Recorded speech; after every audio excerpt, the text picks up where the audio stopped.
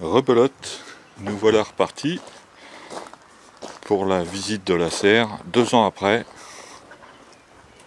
toujours dans le jardin de Benoît, nous 2 ou 3 ans après, parce que nous sommes en mai 2016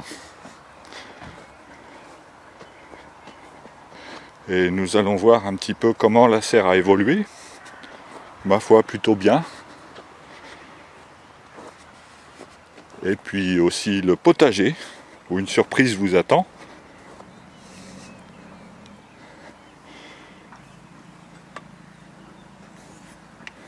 Voilà, la surprise c'est ça. Une spirale aromatique avec un petit cœur en entrée pour vous accueillir. Petit souci, Némésia. Et ensuite diverses plantes. Donc pour retrouver un peu l'esprit de la permaculture, nous avons en bas de la spirale des plantes qui aiment plutôt l'humidité. Et au fur et à mesure qu'on monte, on a des plantes méditerranéennes.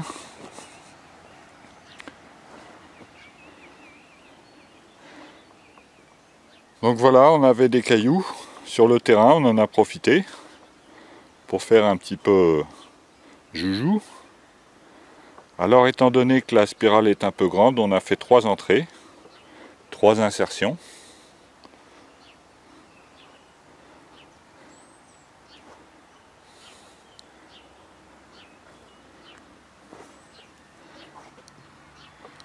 Et au fond de la spirale, donc qui est orientée un petit peu nord-ouest, il y a un goyavier du Chili, le laurier sauce contenu dans un pot, et le romarin qui peut-être nous abriteront un petit peu du vent.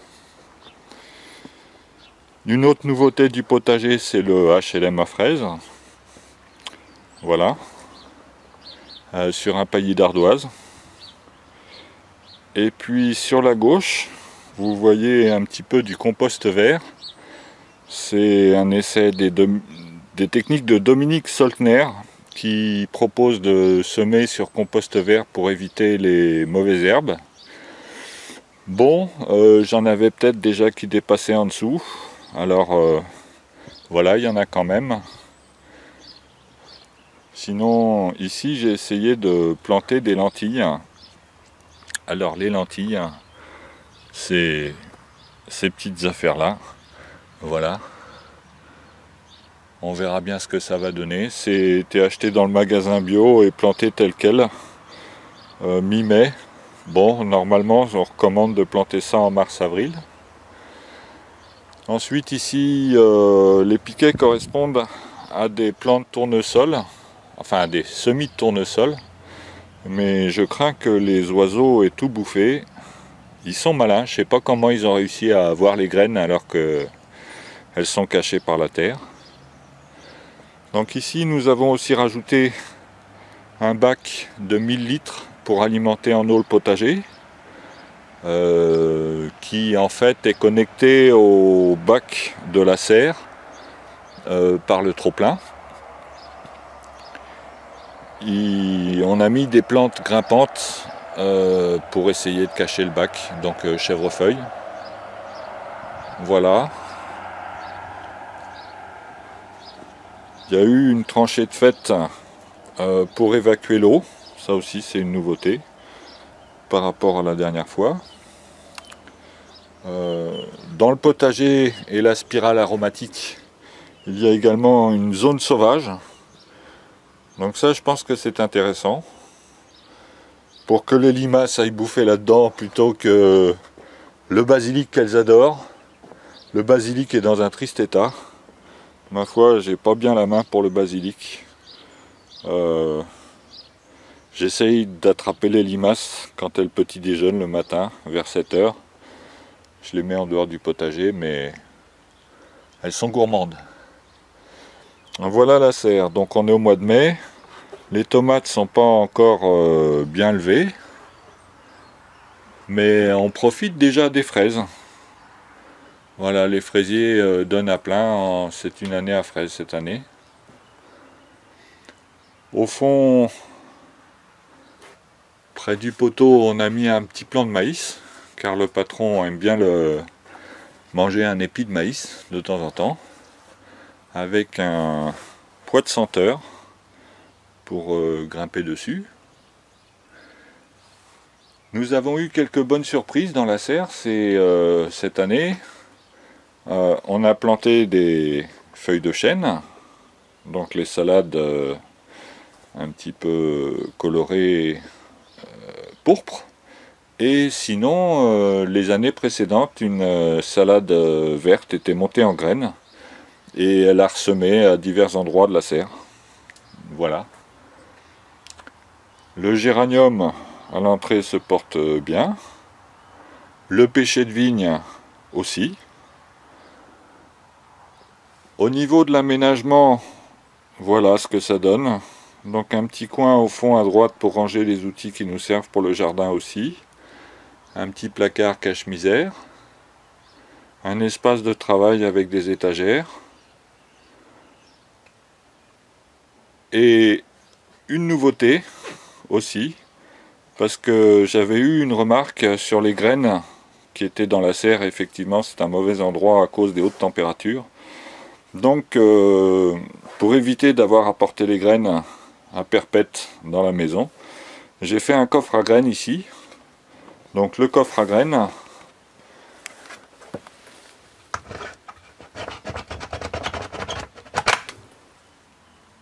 voilà, le coffre à graines avec une isolation renforcée sur l'avant et derrière une aération qui emmène sur des cailloux qui participent à l'inertie thermique. La serre étant semi-enterrée, on a au fond une température assez fraîche, hein, il peut faire 40 dans la serre, bah, au fond il fait 15-20 degrés. Hein. Voilà. Donc on a eu, outre les salades vertes, deux plants de tomates qui sont ressortis sans qu'on ait rien demandé à personne. C'est les petites merveilles de la nature. Voilà, un petit tour. Une autre merveille de la nature, un petit cadeau du bon Dieu. Voilà. Alors je vais essayer de vous prendre ça.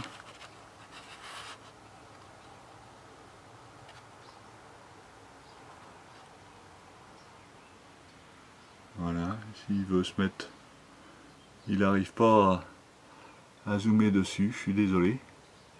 Voilà. Peut-être un nid de guêpe.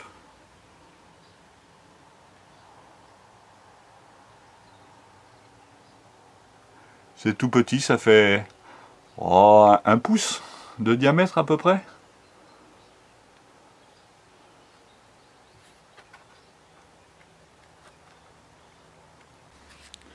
On continue la visite du potager avec un tampon pour le compost. Le compost qui avait été mis en place il y a 3 ans, en fait, s'est tombé à l'eau. Donc en attendant de retrouver une place pour gérer le compost, on a déjà un espace pour mettre quelques herbes ou quelques désherbages qui sont faits au voisinage du potager. Donc on a un petit peu amélioré les buts qui en fait étaient complètement enherbés. Donc on a refait des coffrages un peu comme dans la serre. Voilà. À gauche, nous avons des radis avec les salades au fond. Ensuite des petits pois au deuxième rang. Et puis là, nous avons des radis avec des navets au fond, des épinards et quelques patates. Ici, c'est la plate-bande des framboisiers avec quelques oignons tout autour.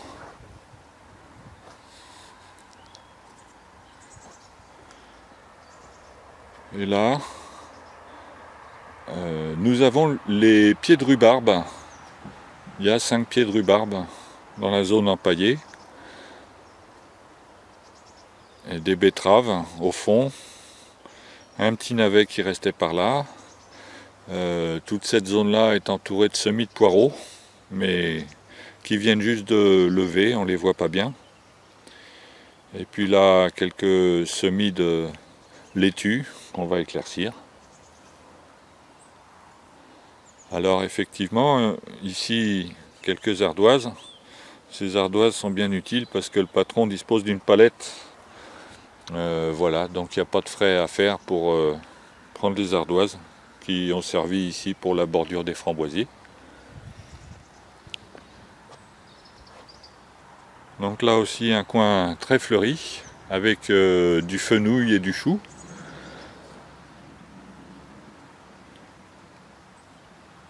Un espace encore à aménager du potager, ce dernier quart. En fait, on va planter les haricots une fois qu'on aura retiré la bâche. Je pense que c'est une zone qui restera basse, donc on mettra peut-être une planche tout autour pour faire les accès. Je reviens sur la spirale aromatique.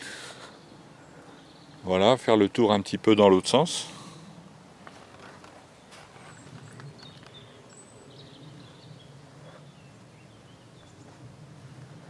Et puis en profiter pour faire une petite promenade dans les allées du potager.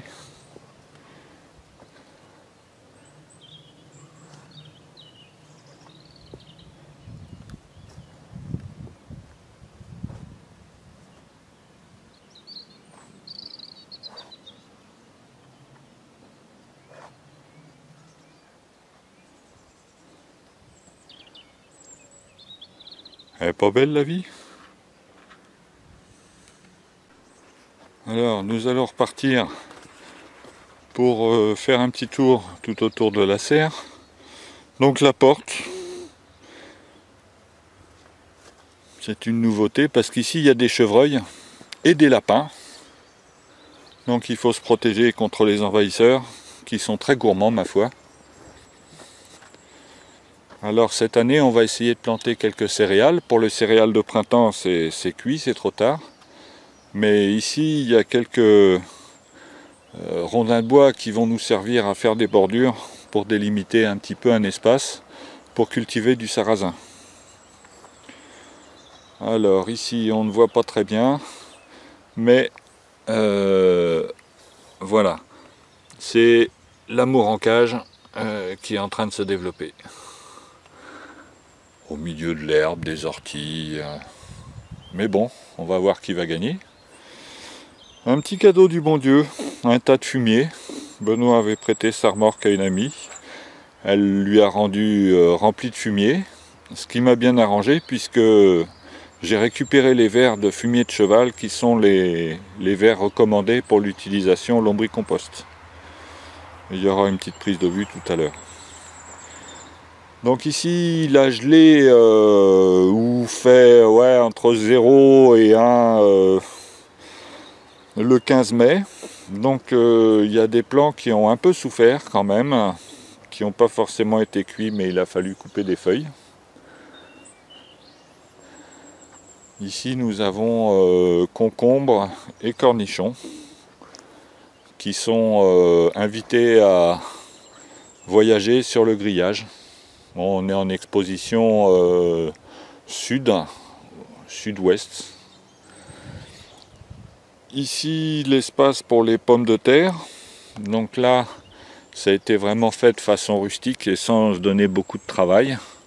On a tondu ras, on a posé les pommes de terre un petit peu au ras du sol ou un petit peu enfoncé avec un plantoir et on a recouvert de paille. Et puis on va voir ce que ça va donner. Pour l'instant les plants ne sont pas sortis, ça a été fait il y a 3 semaines à peu près. Hein, quand le lilas fleurit, tu plantes les patates. Ici une zone où il y avait des fougères et des orties.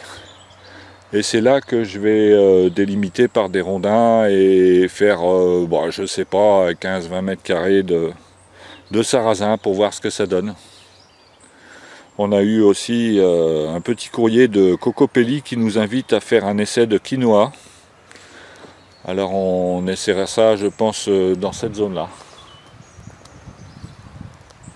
Voilà, sinon pour le reste, le jardin n'a pas beaucoup changé. Cette année, c'est une année curieuse, le pêcher n'a pas fleuri. Le printemps a démarré très tôt, au 15 décembre, et les froids sont arrivés en février. Donc à ce moment-là, eh ben, on est dans une situation où les arbres fleurissent un petit peu bizarrement. Voilà, quelques framboisiers par là aussi. Et puis là, une vue auxiliaire, ça, je pense assez intéressant si jamais je refais une vidéo dans 2 ans, puisque c'est un chantier d'aménagement paysager. Voilà, on a déblayé des pierres qui étaient sur le côté de la maison. On va bien voir ce qu'on va en faire, des petits murets. On ne sait pas encore. Il y a une histoire de drainage aussi pour écouler l'eau de pluie qui s'accumule ici, le terrain étant en pente. Alors voici le lombricomposteur. Le lombricomposteur, voilà, c'est un hôtel à vers. Donc au premier étage, nous avons les vers. Il y a un deuxième étage exactement pareil quand le premier étage sera plein. Et en dessous, nous avons une bassine en plastique qui permettra de récupérer le jus de verre qui est très fertile. On le dilue 10 fois et on peut alimenter ces plantes en pot avec ça. Voilà, c'est sur cette image du lombricomposteur, les amis des vers, que